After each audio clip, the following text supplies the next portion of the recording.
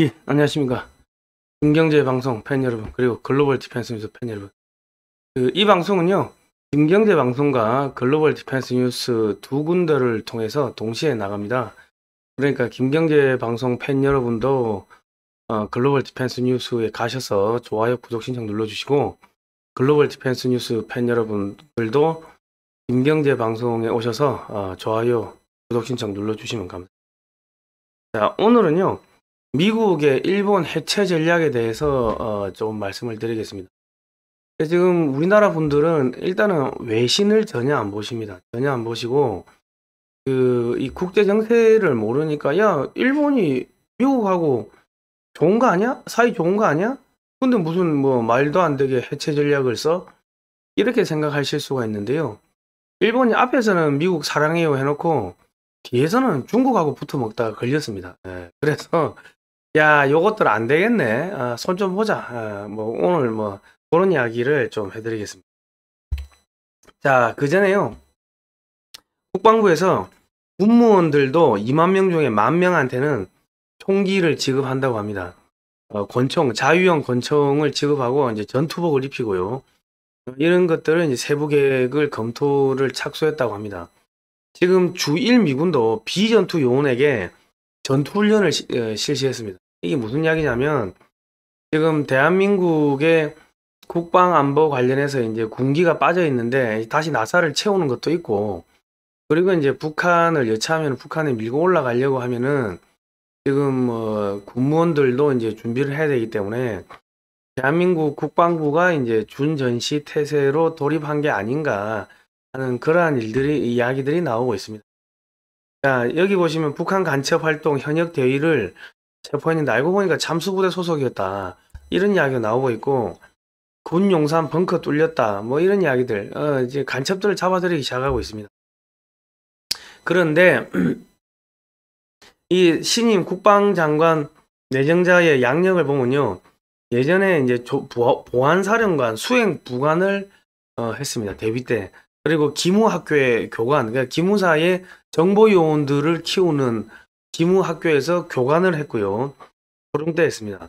제7기동군단장. 그러니까 여차하면은 이 7기동군단은 방어가 아니고 그 작전 교리에 방어가 없습니다. 무조건 평양으로 돌격 앞으로 밀고 올라가는 부대의 군단장을 했고요. 한미연합사 지휘구조 개편. 그러니까 한미연합사가 한 몸이 되는 그러한 구조 개편의 전문가입니다. 그러니까 미국 전문가고 미국의 테네시 대학의 국제정치학 박사를 받았습니다. 그러니까 지금 이 간첩들을 이제 속아내고 있는 그러한 작업들이 이제 진행이 됐다. 앞으로 이제 군에 침투해 있던 친중 간첩, 친북 간첩들을 뭐 미국도 데이터를 가지고 있겠죠. 뭐 속아내고 한국은 한국대로 또 속아내고 뭐 그러한 일들이 벌어지지 않겠는가 싶습니다. 그 주일 미군과 주한 미군의 훈련 사항을 잠깐 말씀드리겠습니다. 이게 너무 많아가지고요.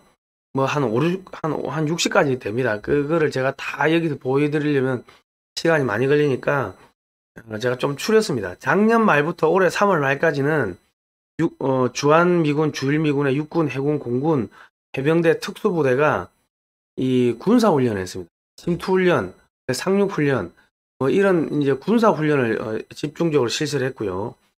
올해 4월 말부터 현재까지는 군수 보급 훈련, 그 물자 보급이죠. 식량 보급, 유류 보급, 이런 훈련들, 의무 후송 훈련, 그리고 생화학 무기의 공격을 받아가지고 병사들이 쓰러졌을 때 어떻게 대처하는가, 이런 훈련, 그리고 땅굴 훈련, 뭐 우주복 같이 생긴 거 뒤집어 쓰고 이제 땅굴을 통해서 이제 침투하는 뭐 이런 훈련들.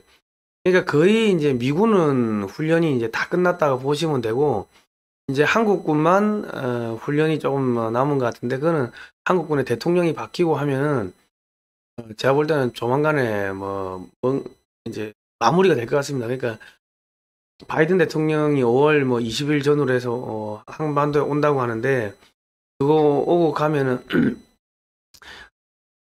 유사시에는 북한을 바로 접수하러 올라갈 가능성이 점점 높아지고 있습니다. 지금 이제 중국도 사실상 코너에 몰렸고, 러시아도 지금 유럽 쪽에서 정신이 없기 때문에 이 북한을 밀고 올라가도 중국이 어떻게 손을 쓸 수가 없습니다. 그리고 이제 북한은 이미 뭐 핵무기 가지고 미국을 공격하겠다, 한국을 공격하겠다고 수차례 이야기를 했기 때문에 지금 북한을 폭격을 해도 상관이 없는 상황이 돼버렸습니다.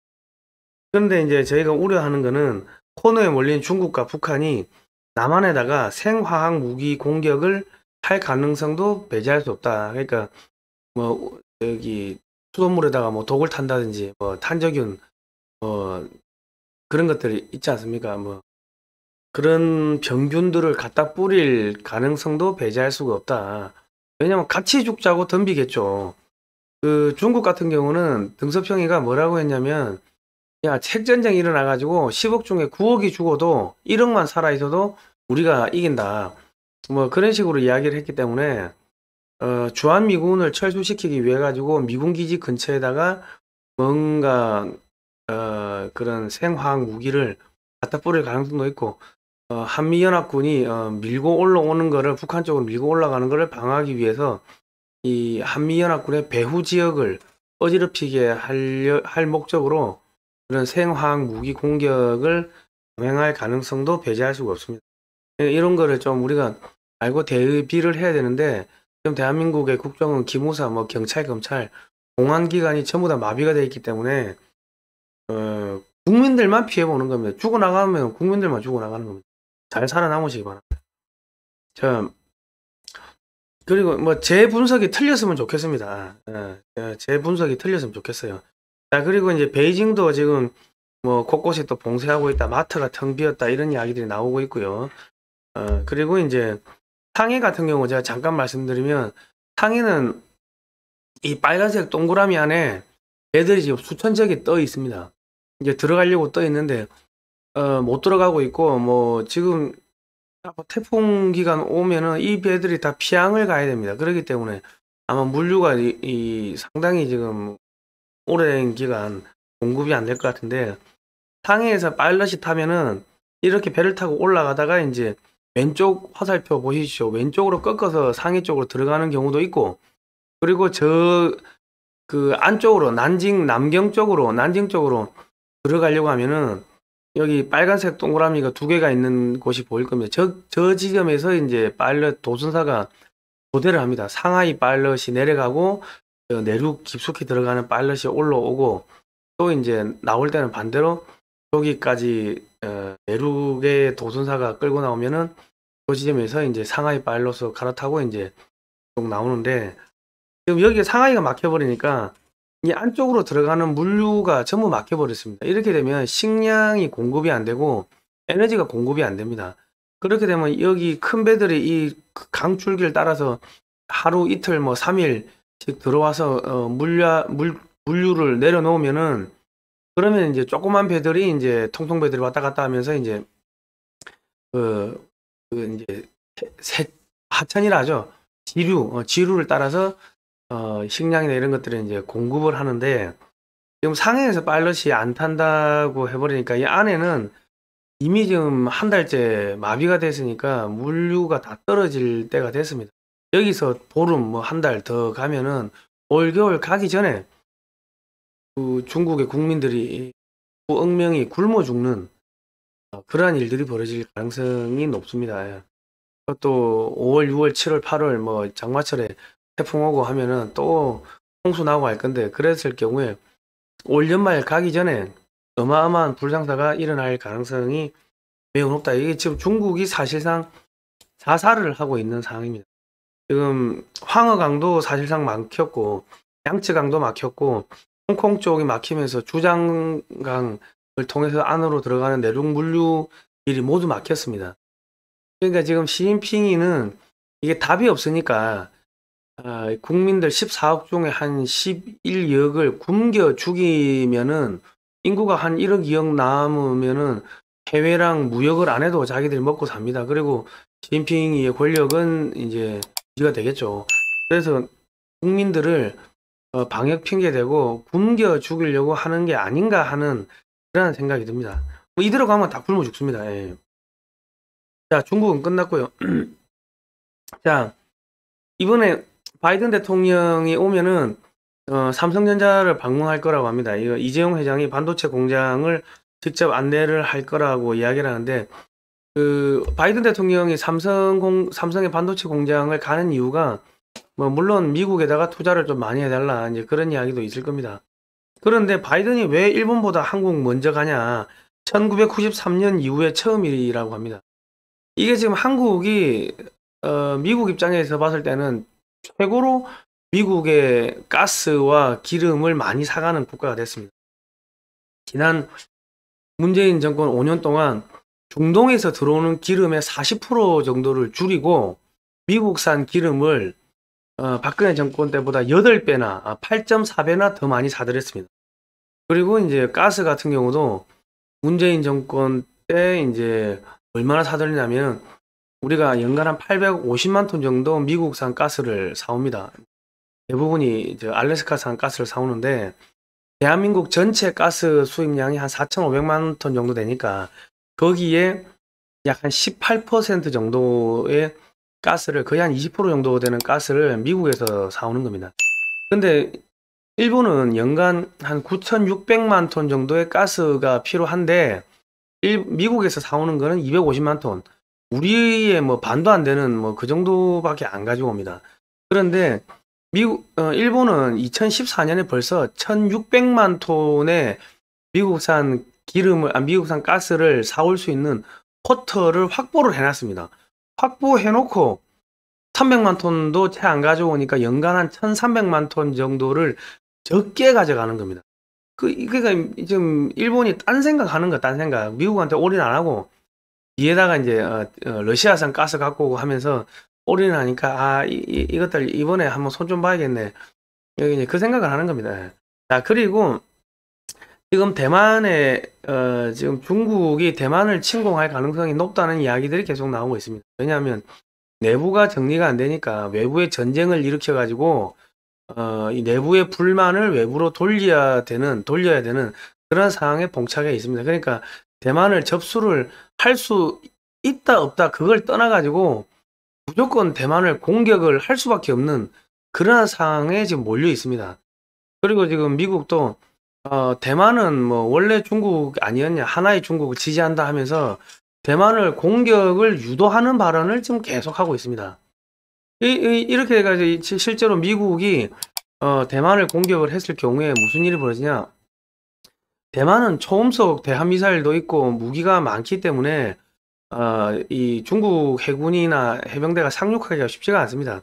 그리고 뭐 물론 미국에서 뒤로는 뭐 무기도 많이 대주겠죠. 그러면서 이제 아마도 미국이 그 여기 중공군이 TSMC를 그 반도체 공장을 폭격을 하도록 유도하거나 아니면은 자기들이 폭격해놓고 야 저기 중공군이 폭격했다 하고 뒤집어 씌울 가능성도 배제할 수 없습니다.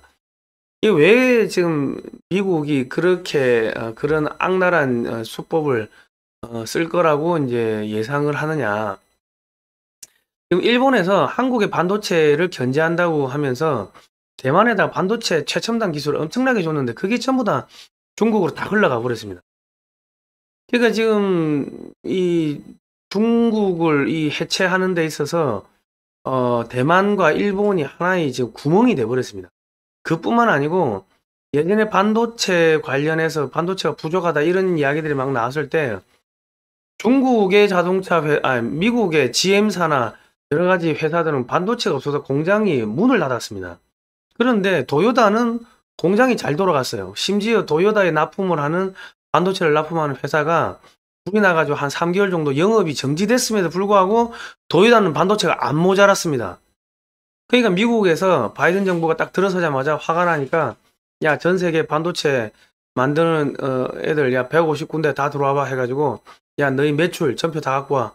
그리고 생산량 야 관련 데이터 싹 다 가져와 해가지고 싹 분석을 해보니까 이 TSMC가 이거 데이터 조작해가지고 야 반도체 물량이 부족하다고 거짓말 해놓고 중국에다가는 뭐 또 몰래 왕창 팔고 도요타한테는 몰래 왕창 팔고 그러면서 미국에는 안 팔고 이런 짓을 했구나 하고 미국에서 이제 한번 화가 단단히 났다고 합니다. 이제 속된 말로 이제 딱 걸린 거죠. 배심죄에 걸린 거죠.